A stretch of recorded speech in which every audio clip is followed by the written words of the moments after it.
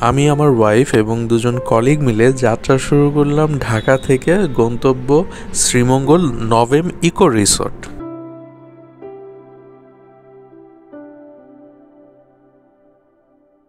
প্রতিমধ্যে আমরা উজান ভাটিতে একটা ব্রেক নিলাম, বাট আমি এখানকার খাবার কাউকে রিকমেন্ড করব না, অত একটা সুস্বাদু না, বাট আচারগুলো ভালো ছিল। আপনারা আচারগুলো অবশ্যই ট্রাই করতে পারেন।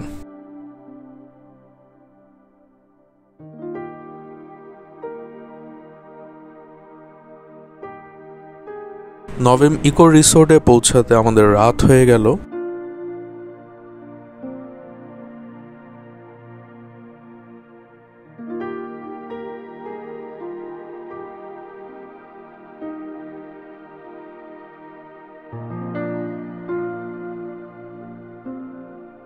রিসিপশনে যথারীতি ফর্মালিটি শেষ করে আমরা রুমে চেক ইন করছি। এখানকার রুমগুলা সমতল থেকে একটু উপরে, টিলার উপরে। আমাদের সিঁড়ি বেয়ে প্রথমে উপরে উঠতে হচ্ছে। তাদের যে হোম সার্ভিস বয় আমাদের লাগেজটা ধরে উপরে উঠিয়ে নিয়ে যাচ্ছে, তাদের সার্ভিসে আমি আসলে অনেক খুশি। এখন সামনে যেটা দেখতে পাচ্ছেন এটা হলো আমাদের রুম। এখানে বিভিন্ন ধরনের রুম আছে, রেট অনুযায়ী পছন্দ করে নিতে পারেন। আসুন রুমের ভিতরটা আপনাদেরকে দেখিয়ে নিয়ে আসি। আমার এই রুমটা ইকো ফ্রেন্ডলি একটা রুম ছিল, দ্যাটস ওয়াই এইটার যেই ওয়ালের ফিনিশিংটা মাটির একটা ভাইব ক্রিয়েট করছে।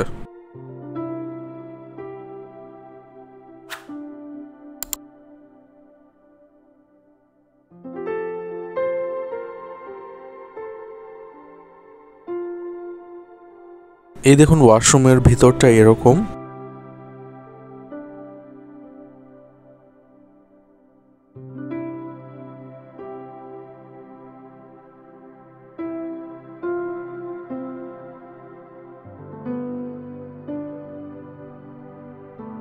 এবং সাথে প্রয়োজনীয় টয়লেট্রিজ আইটেমও আছে।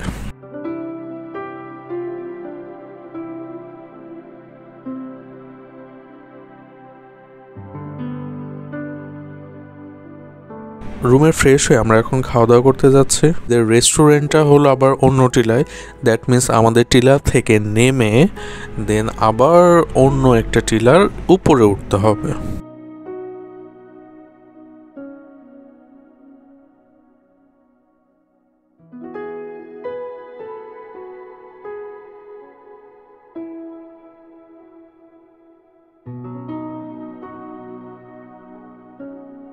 রেস্টুরেন্টের এনভায়রনমেন্টটা আসলে অনেক সুন্দর এবং আমার সব থেকে ভালো লাগছে এই বুক শেলফটা। এখানে যে এত ধরনের বই আছে, আপনারা অবসর সময় এখানে বসে বই পড়ে পড়ে কফি খেতে পারেন কিংবা খাবারও খেতে পারেন। আমার সত্যি এনভায়রনমেন্টটা ভালো লাগছে, বিশেষ করে ফুল, বই, আর কি লাগে।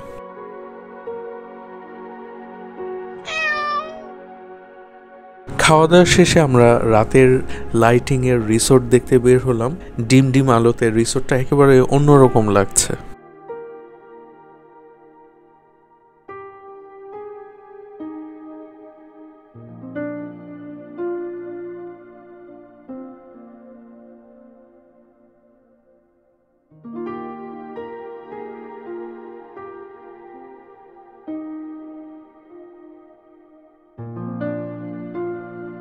একটু সামনে যেতে এখানে খরগোশ দেখলাম এবং এই খরগোশগুলা ঘাসের উপর বেশ ছুটে বেড়াচ্ছে।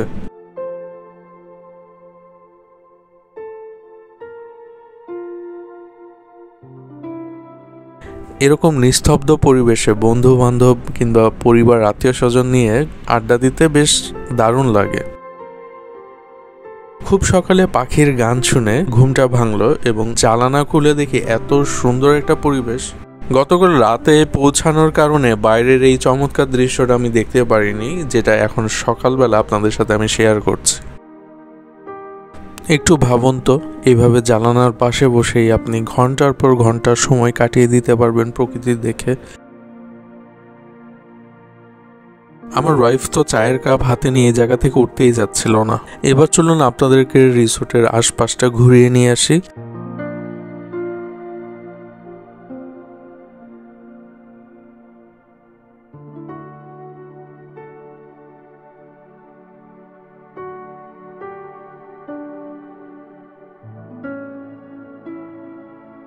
এখানে বিভিন্ন টাইপের কটেজ, বাংলো বা ভিলা আছে, যেখানে আপনি সপরিবারে আপনার পরিবার কিংবা বন্ধু বান্ধব নিয়ে একসাথে থাকতে পারবেন।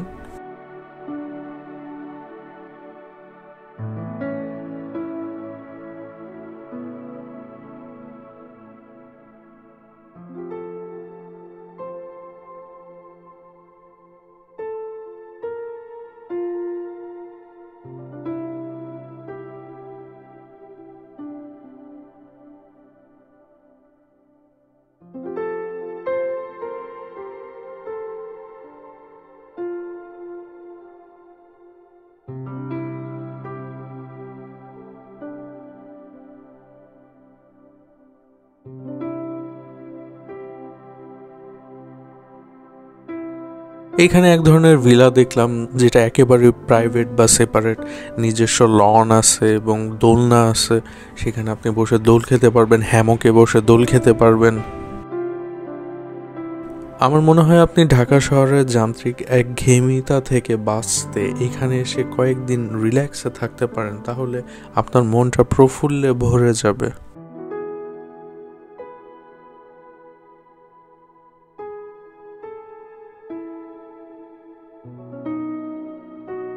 আমি এখন এই রুমে আছি।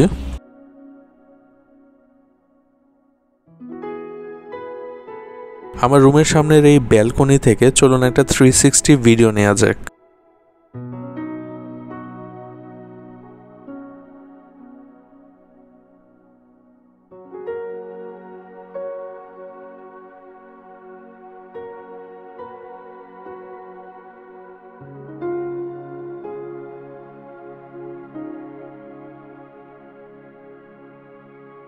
আহ, কি শান্তি!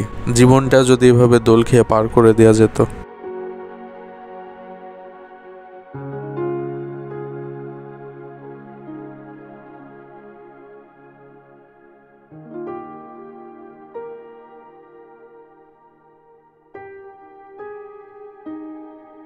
সকালবেলা দেখলাম এখানে বেশ কিছু পায়রা ছাড়া।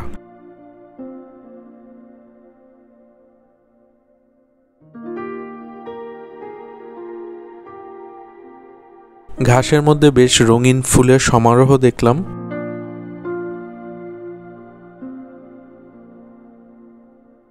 এবার আমরা যাচ্ছি আমাদের সকালে নাস্তা করতে। নাস্তা শেষে আমরা সুইমিং পুলের পাশে এসে কিছুক্ষণ সময় কাটালাম।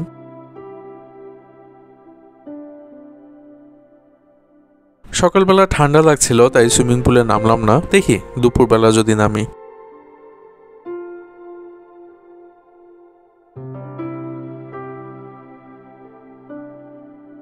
অনেকেই আছে যারা ভ্রমণে এসে নিরামিষ খোঁজেন, তাদের জন্য এই ঠিকানা দিয়ে রাখলাম।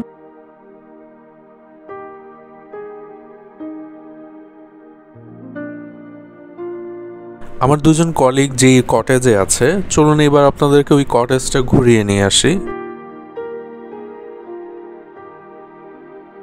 এই কটেজটা আবার অন্য আরেকটা টিলাতে, এবং এটার ডেকোরেশন এবং ভিউ আবার ভিন্ন রকম। এই টিলার ম্যাক্সিমাম গুলাই হলো মডার্ন হাউস, আর আমি যেই টিলায় ছিলাম সেটা হলো ইকো হাউস।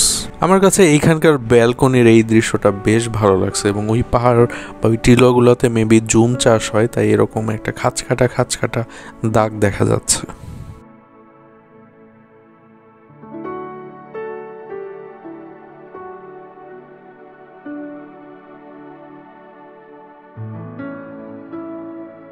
আজকের দিনটা আমরা ঘুরতে বের হলাম। আমাদের এখন গন্তব্য হলো ফিনলে টি স্ট্রিটের ডাক বাংলোতে।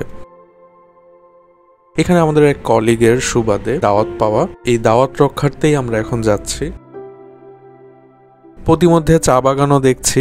আমার ওয়াইফের এই প্রথম চা বাগান দেখা।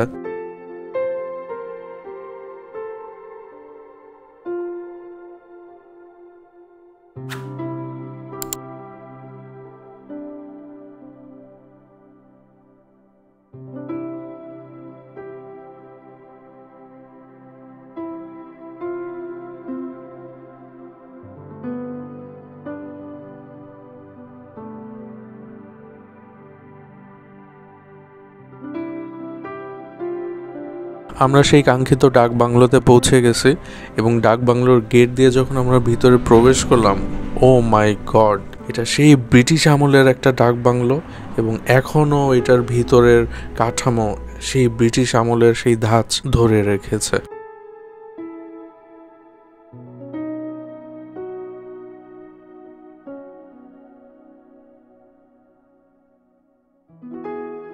আসলে এখানে স্পেশাল পারমিশন ছাড়া কেউই ঢুকতে পারে না। আমরা যেহেতু ইনভিটেশনে এসেছিলাম এই কারণে আমার এই দৃশ্য দেখার সৌভাগ্য হয়েছে। মাশাআল্লাহ, মহান আল্লাহ তাআলার কাছে লাখ লাখ শুকরিয়া আমাকে এই সুযোগ করে দেওয়ার জন্য।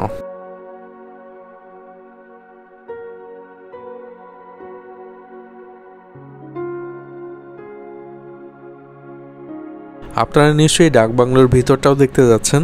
আচ্ছা, আপনাদেরকে গেস্ট রুমের ভিতরটা দেখিয়ে নিয়ে আসছি। এটা হলো গেস্ট রুম এবং দেখতে পাচ্ছেন রুমটা কতটা চমৎকার পরিপাটি করে গুছানো।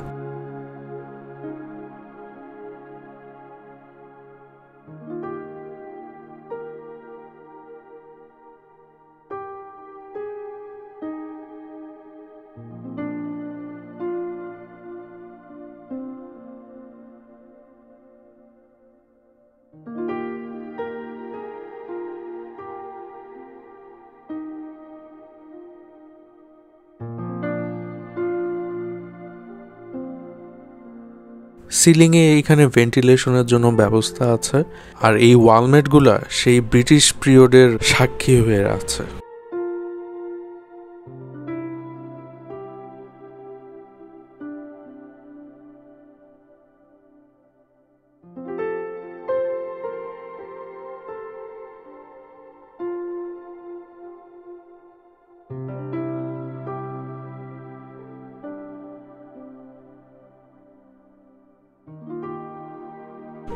পরদিন সকালে আমাদের গন্তব্য আবার ঢাকা।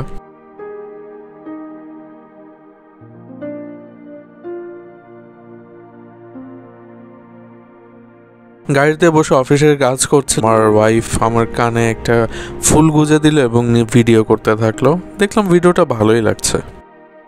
আজকে বিদায় নিচ্ছি চায়ের সাম্রাজ্য থেকে। দেখা হবে অন্য কোনো ভিডিওতে। ভিডিওটি ভালো লেগে থাকলে লাইক, কমেন্ট, শেয়ার করতে ভুলবেন না এবং আমাদের চ্যানেলটি অবশ্যই সাবস্ক্রাইব করুন।